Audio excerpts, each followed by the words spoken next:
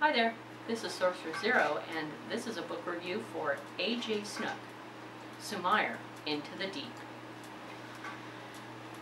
You know, there are those of us who really get into tech, and those of us who love stories with all those conflicting, confusing, messed up emotions that make us all human.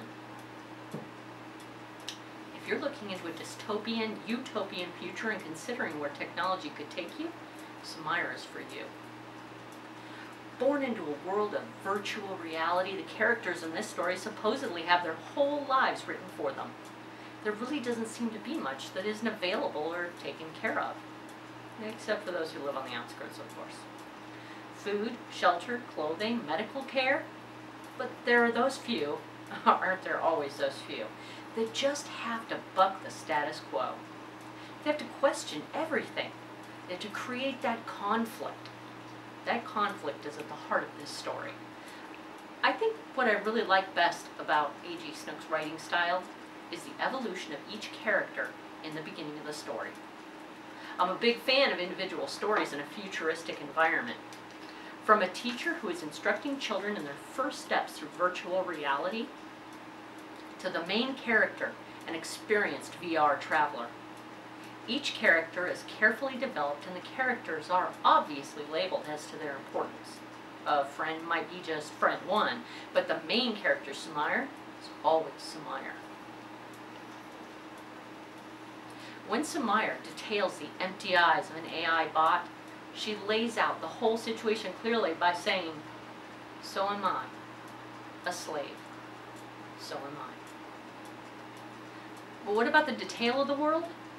I found that A.J. Snook excelled there as well.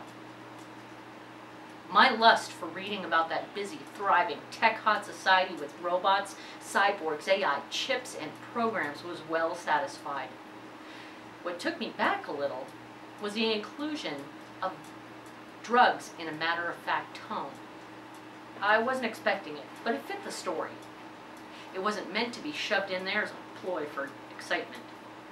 I became intrigued, and I found it was no longer offensive or out of place. At the end of the book, the reader is not just left hanging with a story that has drawn them in and been left unfinished. Oh no, it's far worse than that.